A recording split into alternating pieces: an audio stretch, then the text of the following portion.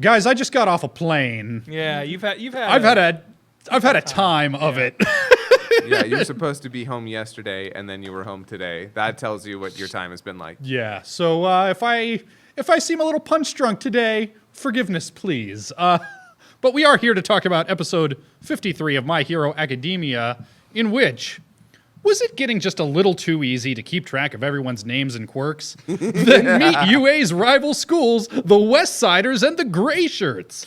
In the Provisional Licensing Exam, they're facing off against UA in a battle royale where the UA students are at a disadvantage because the other schools already know about their quirks from the televised sports festival. That's the short version. We got a lot of, that's really just the back half of the episode, but the front half was that annoying shonen thing where everything before the title card is just a recap of the previous episode. With a little bit added in there. Slight perspective shifts. Yeah. Yeah.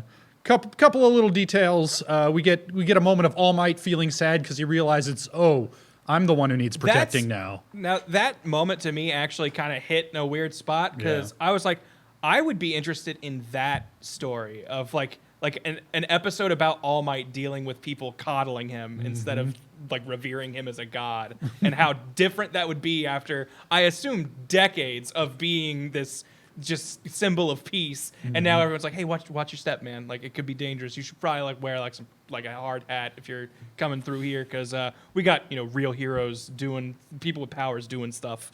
and that's not you anymore. He's retired. He's out of the game. He's not the same man he used to be. Because when he just had that really small moment of oh yeah, I guess everyone looks at me as someone they have to protect now. And the kind of mental wall that would have to break down in you somewhere. And poor Bakugo just looks down and is it sees the thing that he's building up to just destroyed in front of him. It's sad. Yeah. It's really... Yeah, it was a quick moment, but a good one. It's the little details like that.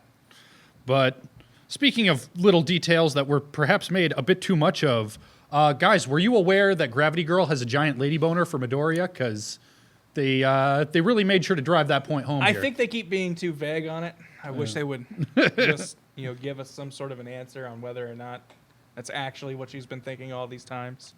If I had to be completely honest with you, I've never been it's not that I don't like the idea of them as a couple. I just hate the way it's done, the non-action that's being taken with it. Just languishing on the fact that she has a thing for him and then never doing anything with it. It feels below this show in a way. Yeah. It's one of those things where I feel like every time we've been introduced with a motivation or a concept for a character, it is something that they will act on, and we'll see it, and it has repercussions.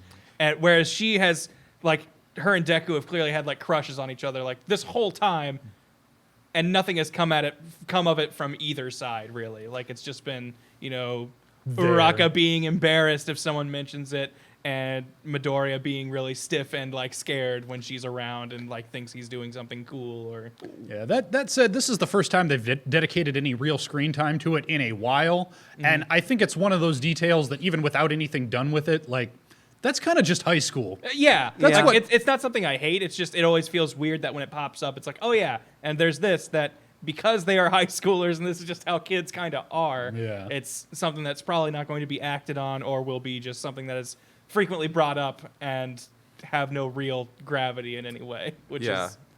I see what you did there. Yeah, thank you. That's it as it was coming out of my mouth. That's why it's just not interesting. Yeah. I agree with you. I was about to say, you know what? This sounds right for a couple of kids who have a crush on each other, but... it's hard to move on that sometimes. Even when you might think it might be mutual, you have a billion other things going on in your life. Do you want to throw romance in there? Do you want to, but if you can't make it interesting, which let me just be honest with you, sorry, this isn't, then I'm glad that Kohei Horikoshi doesn't drive this too far into the ground. I mean, whenever it comes up, it just kind of feels okay, that we don't need this, but at least it's not every episode. Mm-hmm. The one thing I did like is I think it was, I always forget her name, Pink Girl, but I think she brings up, she's I that's because you like someone. Who is it? Deku or Ida? Because I'm oh yeah, that's right. They are, it's always the three of them that are hanging out. It is rarely just her and Deku. I am So there was enough plausible deniability there of, is it Deku or Ida? It could be either of them. I'm so glad nobody in that group said maybe it's Bakugo.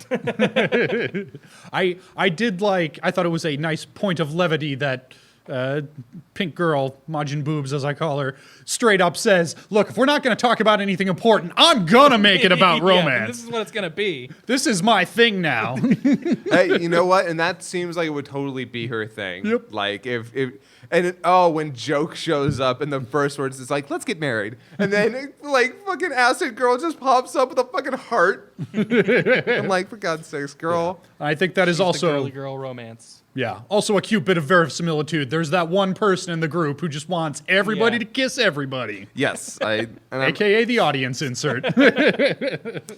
And you know, there are definitely there's gonna always be someone in the group who's going to try and like Matchmaker, yeah, matchmaker, make me a match. Yep. Yeah. We don't get to see it because actually this is backstepping a little bit. But initially we are introduced like we start off with the scene of seeing Deku's shoot style saving All Might, and then Kirishima and Electric Guy walk up and they're like, "Hey, that's real cool. We've been working on our moves too." And Electric Guy's like real jazzed to show his off. He's like, "Mine is a paradigm shift. It's totally different from anything I've ever done." Gets interrupted because the other class walks in and they're like, "It's our turn to use the gem or whatever. You guys gotta leave." and that shitbag from Class B is Yeah. back. With wearing like this like big like over the top like jacket and like suit outfit, and one of his friends is like, "So that's his costume?" Like, yeah, he didn't want to go overboard because his power's copying people. That's it. Just them shitting on him, just like, this is him trying to not look eccentric. I just love the fact that he fucking sighs relief after Yeah. finding out that he doesn't have to go up against Class A. And you know what? I wouldn't want to go up against Class A either. Yeah, no, it seems like a rough group to go against, especially when, like we've mentioned before, the advantage everyone else has on them is knowing their powers, and that's something that 1A does know about 1B for the most part. Is they've gotten to see each other, they know what they can do. I do like the fact that, so yeah, they decided that they start the games, and I love the reveal too. It's a great reveal where the walls of the stadium the auditorium that they were in fall apart to reveal the place where they'll be battling, and even everybody else is like, this is too big, right? This is way too big, and even the guy who's running is like, yeah, I know, okay, we know it's I too missed big. all my Like, sleep Oh my god. for this. Yet another adult in a position of authority with a weird, wacky eccentricity. He's sleepy all the time. That's his deal. We also got a kid. Okay, so first off, we get the kid who was #1 ranked in the like getting in straight from recommendation, and then for reasons currently unknown to me, and as far as I know, the anime audience, that he turned down the the acceptance to UA, despite being apparently a big UA fanboy, because jumps in on the Plus Ultra cheer, then apologizes later, scraping his own head in the process. And we get to like meet some of like him, and I think we see like 2 of his classmates, but don't really get names with them.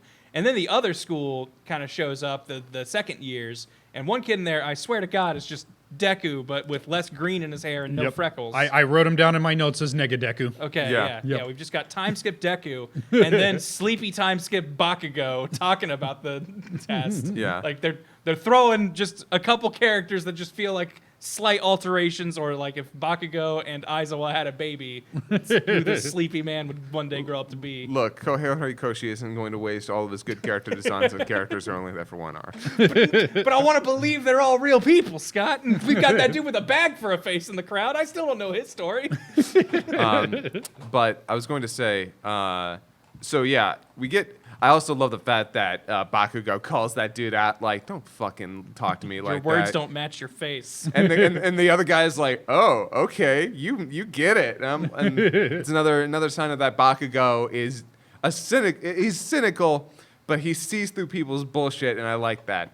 But one of the things I actually really like is the fact that, so yeah, Joke, one of the other, who is she? She's the teacher for the the gray shirts. yeah, for the gray shirts. Yeah. So she's over there, and she's like, I can't believe you didn't tell them.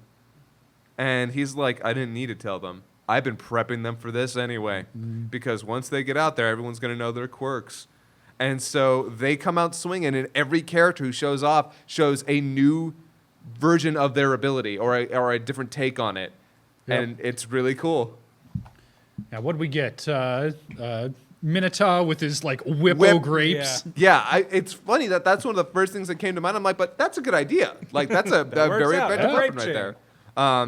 And Yaoyorozu has a bunch of shields. We see Tape Dude just being really like, Just being good with tape. yeah, just being good with his tape.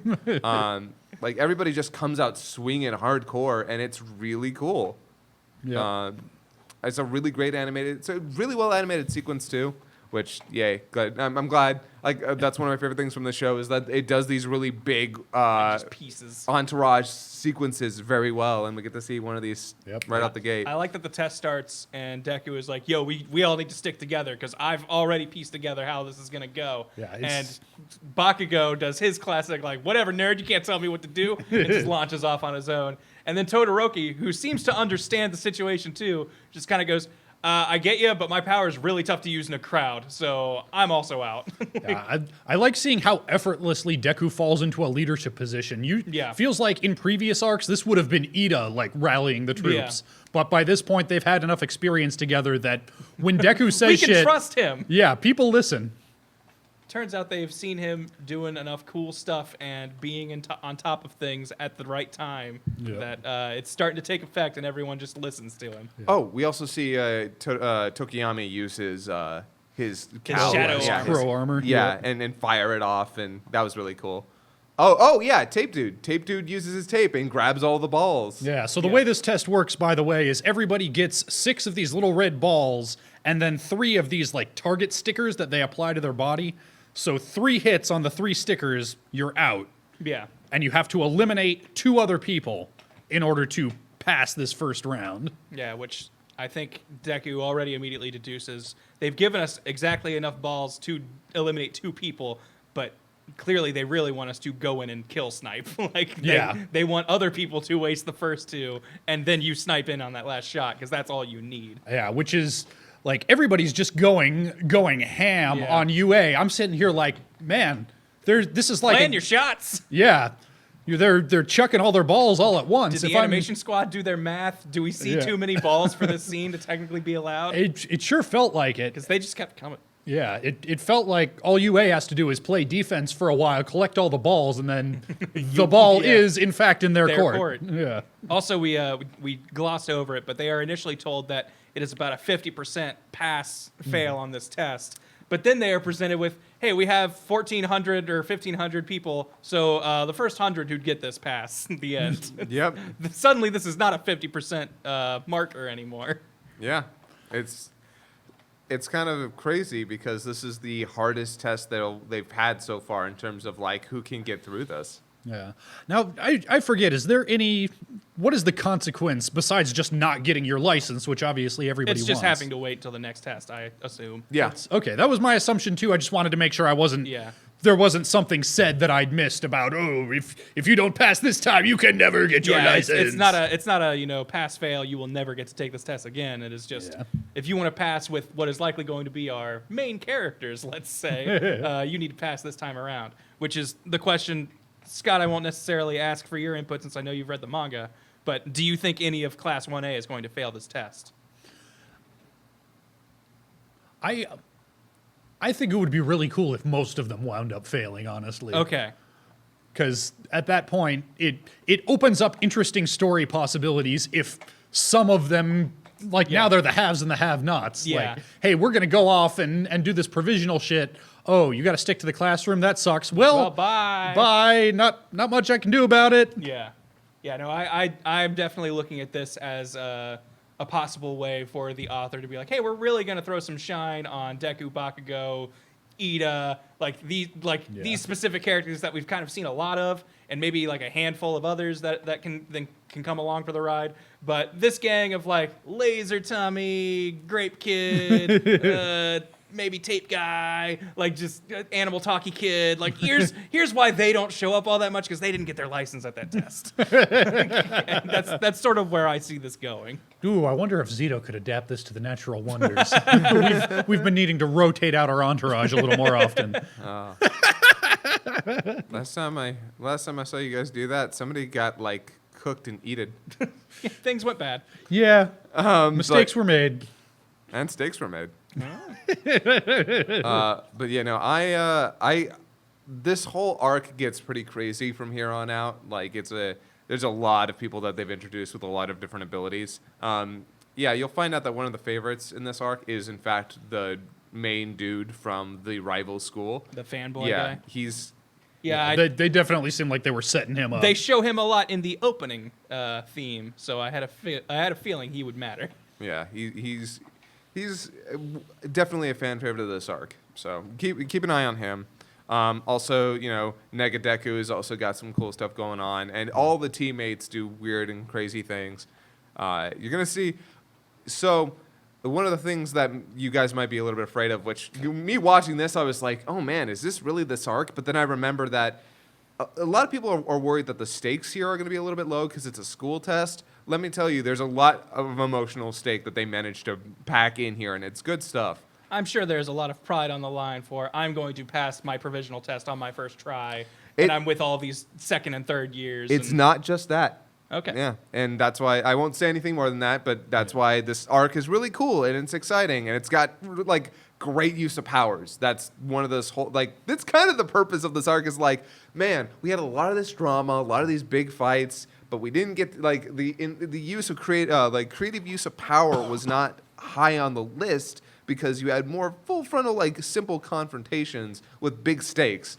So here we get to see stuff go kind of crazy. Yeah, well, I can't say I was too worried about the stakes because this is the show that made the sports festival, which could have been the most tedious thing in the world, like the really. Best arc. Yeah, exactly. Like one of the best things. Yeah, so I have full faith in the writer to be able to take these situations that could be kind of whatever and make them matter. Yeah. So just in case, I know it's kind of a foregone conclusion at this point, but have this eggplant though. Yeah, the opening's starting to grow on a little bit on me, but I don't love it. It's just not that memorable for me. But yeah, besides that, love this episode. Love the introduction of a bunch of like new characters who will really turn this arc upside down. I'm happy for it. I'm just raring to get into the good stuff. We're like that's still like an episode or two off. So I'm.